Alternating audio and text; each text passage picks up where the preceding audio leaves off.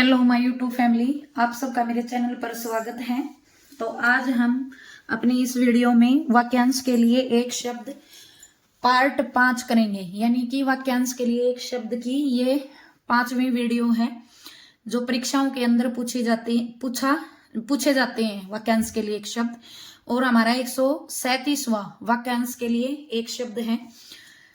मैं आपको जितने भी वाक्यांश के लिए शब्द करवा रही हूं, अगर आप उनको अच्छे से ध्यान से पढ़ोगे तो उनसे बाहर किसी भी परीक्षा में कोई भी वाक्यांश के लिए एक शब्द नहीं आएगा। ठीक है, तो इसलिए मेरी वीडियो को आप ध्यान से पढ़ें, सुने। हालांकि वीडियो कई बन जाएंगी इसके ऊपर, ठीक है, लेकिन मैं थोड़ा थोड़ा करके समझाती हुई आपको जो है धीरे धीरे करके जो है आपको सारी चीजें जो हैं वो बिल्कुल समझाती हुई चली जाऊंगी, तो आपको भी जो है ध्यान से अच्छे से समझ में आएगा। तो चलो शुरू करते हैं। अगला है जिसका विश्वास न किया जा सके। जिसका विश्वास न किया जा सके। ठीक है, वाक्यांश क्या है हमारे पास? जिसका विश्वास न किया जा सके उसको हम क्या कहेंगे? अविश्वसनीय। अविश्वसनीय क्या हो जाएगा? वो अविश्वसनीय हो जाएगा, जो विश्वास के योग्य नहीं होता, जिस पर हम विश्वास नहीं किया कर सकते। ए का मतलब ए उपसर्ग है इसके अंदर, तो ए का उपसर्ग का अर्थ होता है नहीं के अर्थ में, और विश्वसनीय मतलब विश्वास नहीं किया जा सकता। ठीक है, तो आगे देखिए, अगला है हमारा वाक्यांश के लिए एक शब्द जो विधान के अनुसार न हो। जो विधान के अनुसार न हो। ठीक है, किसके अनुसार न हो? विधान के अनुसार न हो, उसे हम क्या बोलेंगे? अवैधानिक। क्या बोलेंगे उसको? अवैधानिक। उसके बाद है जो स्त्री सूर्य भी नहीं देख पाती। जो स्त्री सूर्य भी नहीं देख पाती, उसको हम क्या बोलेंगे? असूर्य पश्या। असूर्य पश्या इंपॉर्टेंट है ये। ठीक है, क्या होता है वो? असूर्य पश्या। जो शोक करने योग्य न हो। जो शोक करने योग्य न हो। ठीक है, उसको बोलेंगे अशोक्य। क्या बोलेंगे? अशोक्य बोलेंगे। शोक मतलब दुख। ठीक है, जो दुख मनाने योग्य न हो, जो करने योग्य न हो। आगे है जो कहने सुनने दे और देखने में लज्जापूर्ण हो। जो कहने सुनने और देखने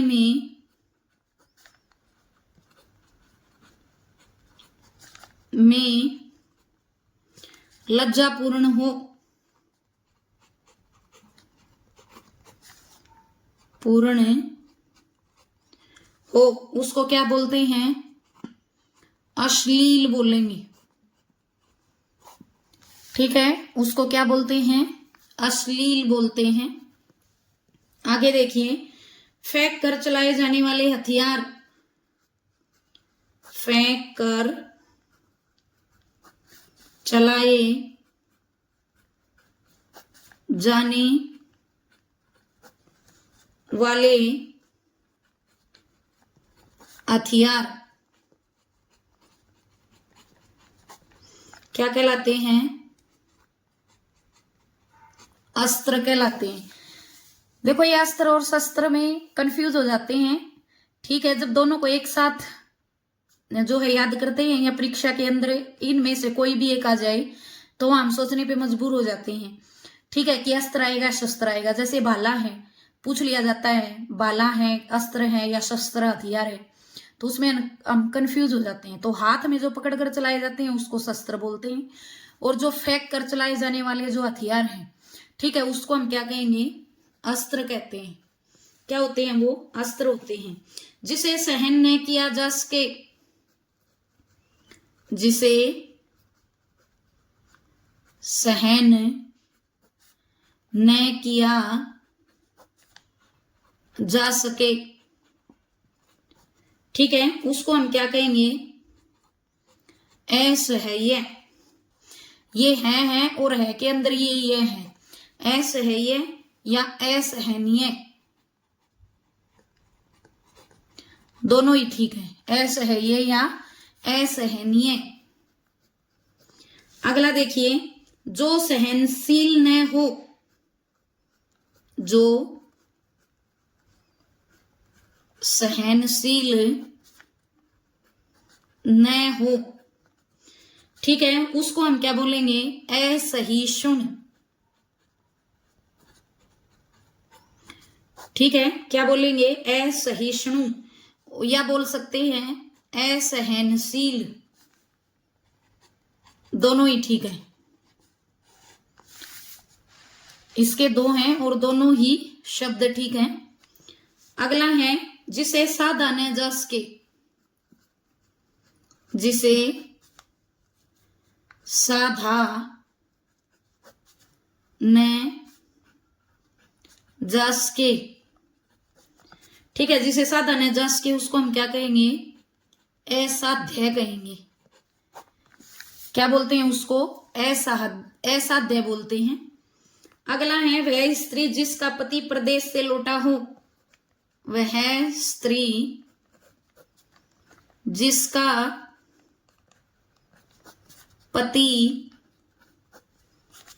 प्रदेश से लौटा हो, उसको हम क्या कहेंगे? आगत पति का।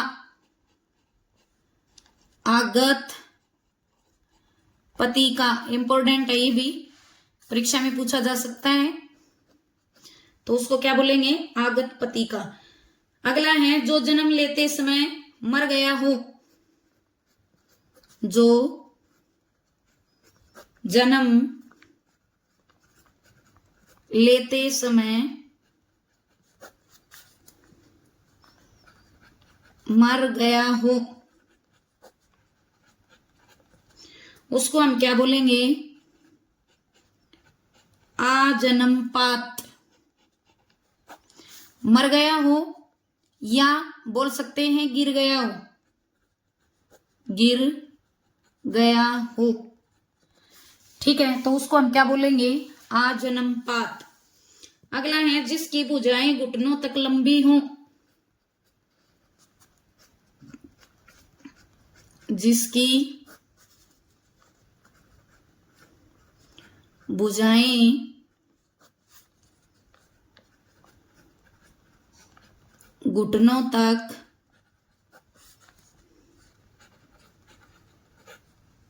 लंबी हो, उसको हम क्या बोलेंगे? आजान नुबाहु। ठीक है, क्या बोलेंगे? आजानुबाहु। उसके बाद अगला है, मृत्यु पर्यंत।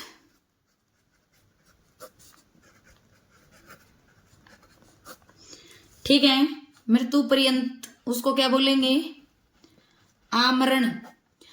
आज 10वीं की परीक्षा का था, तो आमरण जो दे रखा है वो उसमें पूछ रखा था कि कौन सा समास है। तो जिस समास का पहला पद क्या होता है? उपसर्ग होता है, तो वो अव्ययी भाव समास में में होता है, पहला पद ही प्रधान होता है, और पहला पद क्या होता है, अव्यय होता है, और वह अव्यय दूसरे पद के साथ मिलकर समस्त पद को अव्ययी भाव बना देता है। तो यहां आ जन्म आमरण पूछ रखा था आज परीक्षा में, हिंदी की बोर्ड की परीक्षा में, 10वीं कक्षा की में। अगला है जो गुण दोष का विवेचन करता हो, जो गुण दोष का विवेचन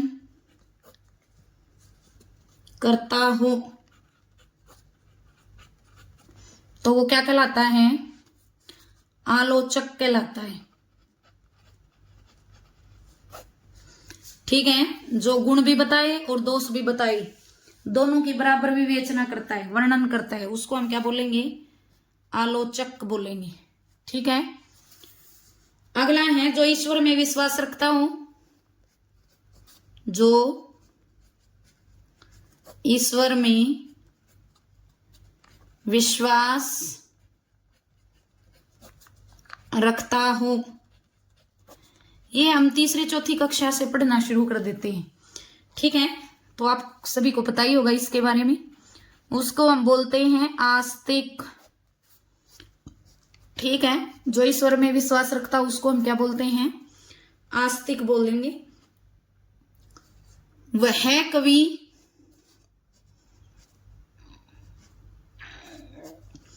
वह कवि जो तत्काल कविता कर सके, तत्काल कविता कर सके, उसको हम क्या बोलेंगे, आशु कवि बोलेंगे। ठीक है, जैसे कुमार विश्वास हैं, वो क्षण भर में ही वस्तु को देख के उसके ऊपर कविता लिख देते हैं। तो तत् मतलब उसी, काल मतलब समय, इसका मीनिंग क्या हो जाएगा, उसी समय, मतलब किसी चीज को देखा और उसी समय उसके ऊपर कविताएं बना दी, तो उसको हम क्या बोलेंगे, आशु कवि बोलते हैं। ठीक है, क्या कहलाएगा वो, आशु कवि कहलाएगा। अगला है देखिए, जो शीघ्र प्रसन्न हो जाए, जो शीघ्र प्रसन्न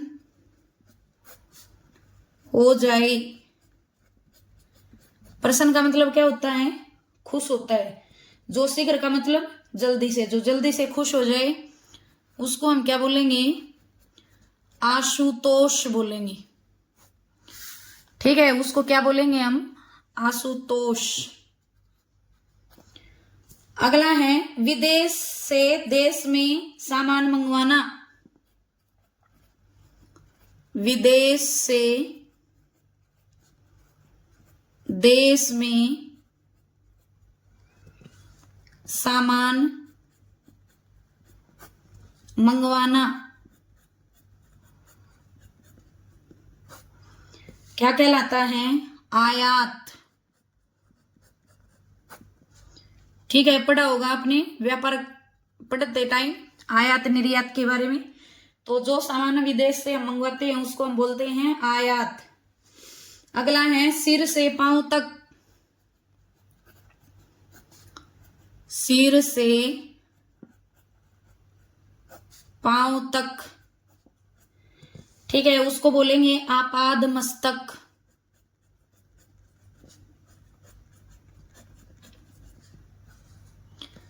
ठीक है, आपाद मस्तक बोलेंगे।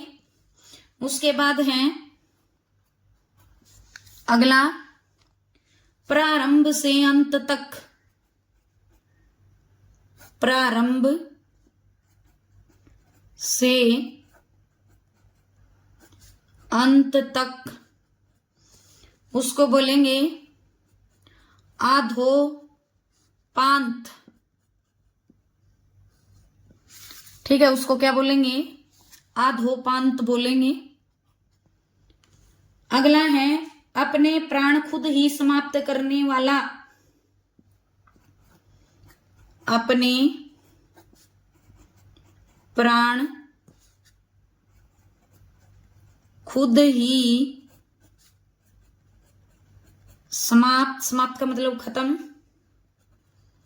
कर लेने वाला।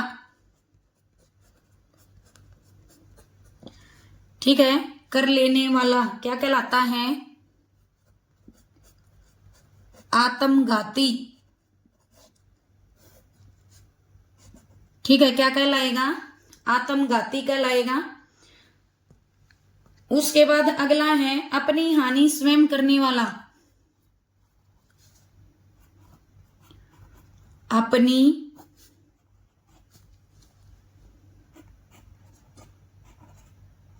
हानि स्वयं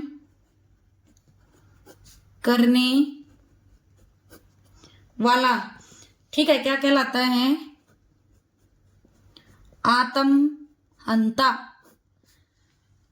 अपनी हानि स्वयं कर लेने वाला क्या कहलाएगा? आत्महंता। उसके बाद अगला है जो अतिथि का सत्कार करता हो। जो अतिथि का सत्कार करता हो उसको हम कहेंगे आतिथ्य। ठीक है, या बोलेंगे मेजबान।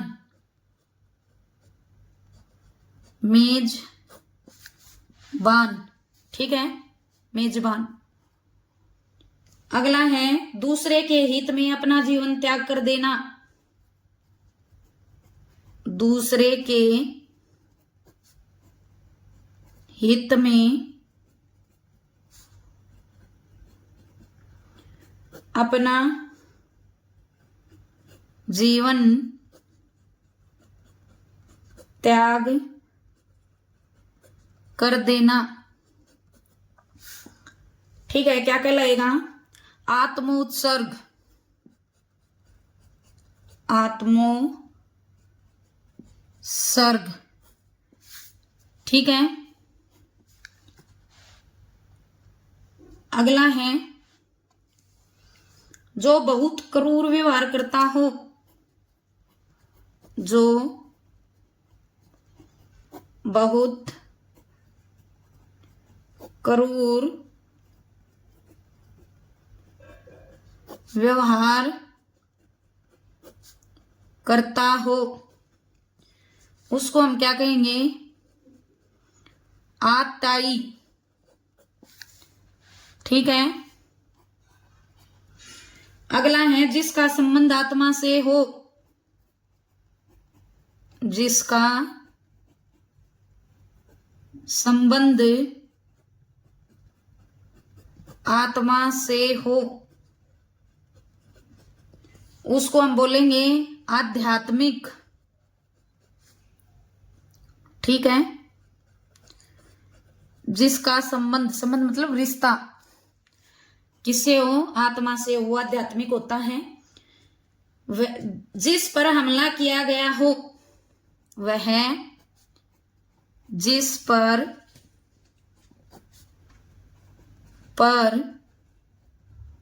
हमला किया गया हो, ठीक है, उसको बोलेंगे आक्रांत। क्या बोलेंगे उसको? आक्रांत बोलेंगे। ठीक है। अगला है वह चीज जिसकी चाह हो। वह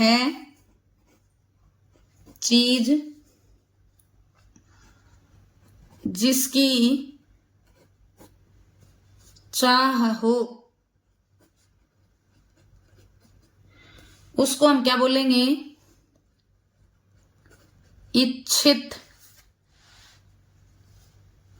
ठीक है, वह चीज जिसकी चाह हो उसको हम क्या बोलेंगे? इच्छित बोलेंगे। अगला है किन्हीं घटनाओं का कालक्रम से किया गया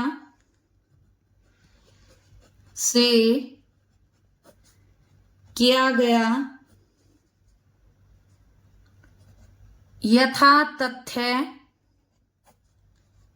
वर्णन क्या कहलाता है? इतिवृत्त। इंपॉर्टेंट है ये भी। क्या कहलाएगा? इतिवृत्त। इस श्लोक से संबंधित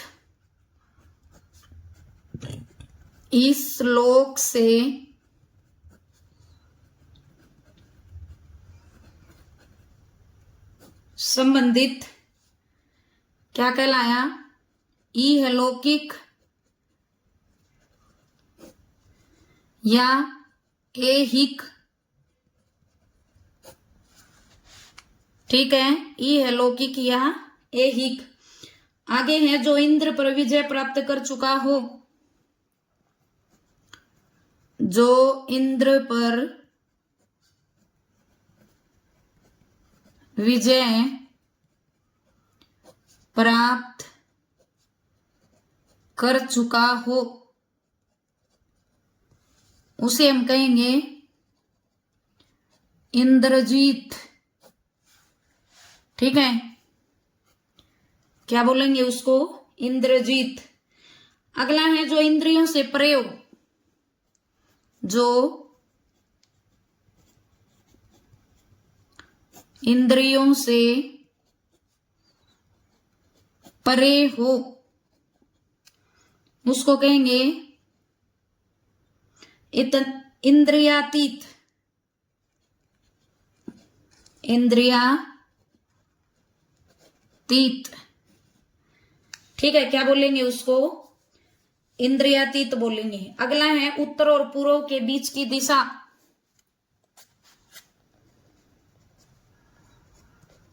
उत्तर और पूर्व के बीच की दिशा। ठीक है, उसको क्या कहेंगे? ईशान, या बोल सकते हैं ईशान्य। दोनों ही सही हैं। उत्तर और पूर्व के बीच की दिशा को हम क्या कहेंगे? ईशान, या बोल सकते हैं ईशान्य। तो आज के लिए इतना ही। अगर मेरी वीडियो आपको अच्छी लगी हो तो इसे लाइक करें, शेयर करें और मेरे चैनल को सब्सक्राइब करें। धन्यवाद।